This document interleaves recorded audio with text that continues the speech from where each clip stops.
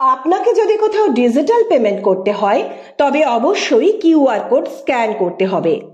QR কোডের ফুল ফর্মটা মনে আছে তো? আসুন একবার মনে করে নিই। কিউআর কোডের ফুল ফর্ম হলো কুইক রেসপন্স কোড।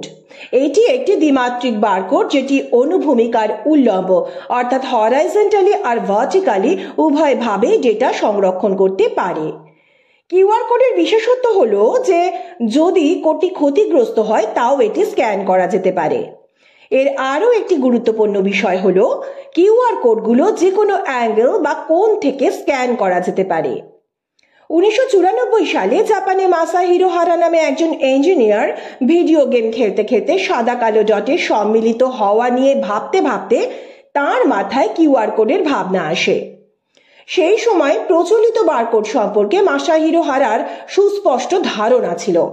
বারকোডের অসুবিধা ছিল এই যে বারকোড যে বস্তুর উপর থাকবে সেটি যদি কোনো কারণে নষ্ট হয়ে যায় তাহলে বারকোডকে কাজে লাগানো যাবে না।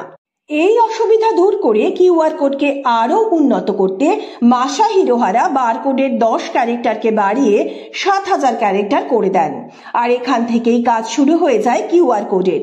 মাসাহিরো হারা ডেনসো ওয়েভ নামে টয়োটার সহায়ক সংস্থায় কর্মরত ছিলেন।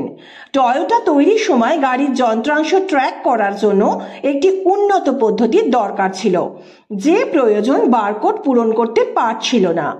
সেই সময়ে এই উন্নত পদ্ধতির কথা ভাবতে ভাবতে মাসাহিরো হারা কিউআর কোড উদ্ভাবন করেন। কিউআর কোডের ব্যবহার বৃদ্ধি পেয়েছে 2020 সালের কোভিড-19 যখন সমগ্র বিশ্বের স্বাভাবিক জীবনযাপনকে স্তব্ধ করে দিয়েছিল তখন থেকেই। বর্তমানে কিউআর কোডের সুবিধা শুধু জাপান নয়, পৃথিবীর সব মানুষই ব্যবহারের সুযোগ পাচ্ছে। কেমন লাগলো আজকের এই কিউআর কোডের জন্ম বৃত্তান্ত? কমেন্ট সেকশনে অবশ্যই জানান। বন্ধুদের সাথে শেয়ার করুন আর সাবস্ক্রাইব করে বন্ধু হয়ে যান রিয়েল রহস্যের।